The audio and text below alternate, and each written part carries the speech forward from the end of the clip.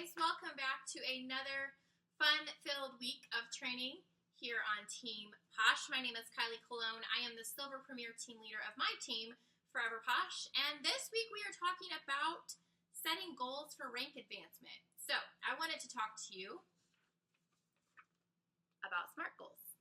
SMART goal setting is essentially an acronym to help you remember the pieces of setting goals that are going to help you achieve those goals, right? So SMART goals are specific, they are measurable, they're achievable, they're realistic, and they're timely. And when you're thinking about setting goals within your Posh business, you want to keep those aspects in mind. So I'm going to break those letters down for you today, and we're going to give you some examples of how you can set SMART goals in your business. Okay, so first let's talk about the letter S. S stands for specific. And when you're setting specific goals in your Posh business, these are going to be number-based goals. So for the purpose of this training, we're going to focus on personal volume, team volume, and qualified frontline consultants. The more specific these goals are, the clearer it will be to you when you've actually achieved these goals. An example of a specific goal could be you saying, I want to promote to Pink +1. In order to do that, I know I'm going to need at least $500 in personal volume, at least $2,000 in team volume, and at least 1 QFC. That is a specific goal. You are shooting for a specific rank, and you know all the specific pieces it is going to take for you to achieve that goal. Once you know the specifics of the goal that you're shooting for, you want to start to break those pieces down into smaller, more bite-sized, more attainable pieces. So instead of just saying, I'm going to get $500 in personal volume this month, you need to think about what you need to do to achieve that $500 in personal volume. So instead you could say, I'm going to book 2 parties this month or 3 parties this month. Break that down. Then for your team volume, if you have $500 in personal volume, you need $1,500 in team volume to come from somewhere else. So again, you're going to break that down and determine how many people you have on your team, what that would look like for your team to hit that total of $2,000. If you have 3 people on your team, they're going to need to have $500 each for you to hit that goal also. The next letter in SMART goal making is the letter M, and M stands for measurable.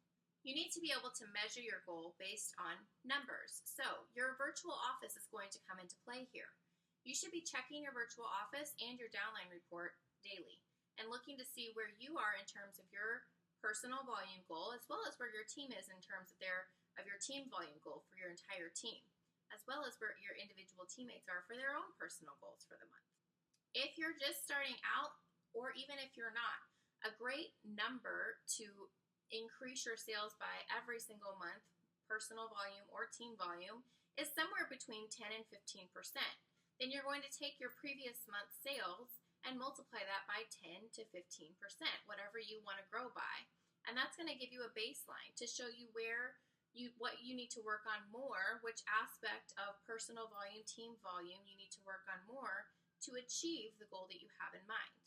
All right, so the next letter in SMART goal making is the letter A, and A stands for achievable. This is something that is not far-fetched. You wouldn't want to sit there and make a goal and say, I'm going to hit Pink +3, and you're not building a team, you're not recruiting, you're not adding people to your team. In order for you to hit Pink +3, you need to have a team that you're building underneath you. So by saying, I'm going to hit Pink +3, but not doing any types of recruiting, that's not an achievable goal. With an achievable goal, you want to make sure that this goal is not only physically achievable, but is it mentally achievable? So a great example of an achievable goal statement would be, I'm going to hit Pink +1 by doing these things.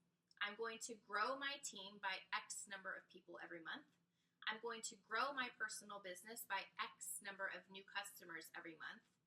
And I'm going to work with these new teammates X amount of time, X amount of days, or X amount of time each week to help them also hit their goals. The next letter in SMART goal making is R, and R stands for realistic. You don't only want your goals to be achievable, but you also want them to be realistic. You would include your specific achievement plus a great example of this would be saying, I'm going to hit Pink Plus One by the end of my first 90 days. That is an achievable goal, and you have put a time frame on it so that you know exactly how long you have to achieve that goal, making it realistic.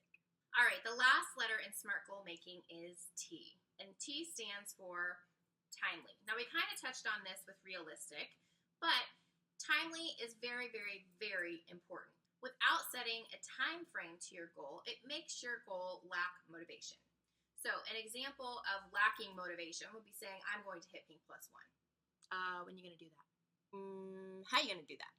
What does Pink Plus One take? So instead, you could say, I'm going to promote to Pink Plus One by the end of my 90-day period. Not only does it give you a goal to work for, Pink Plus One, but it also gives you a time frame to have it completed by. And so you can track whether or not you are on track for that promotion that's your goal. The thing is, setting SMART goals is the best way for you to guarantee success in your business. By breaking those goals down into smaller, bite-sized pieces, you're making them less overwhelming and much more attainable. So how do you track these goals?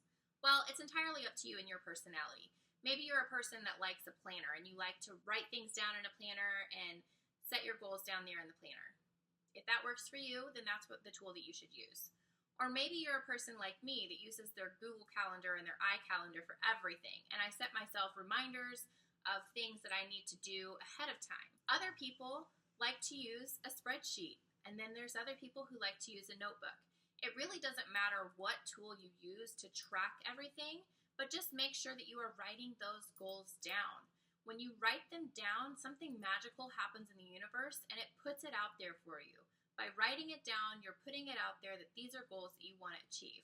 So whether that goal is written down in a planner, a notebook, an app on your phone, it really doesn't make any difference. But the important part is you are putting it out there somewhere.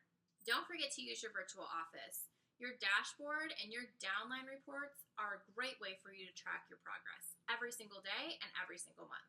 I hope you'll start setting SMART goals in your business and see your success skyrocket. Have a great day, guys.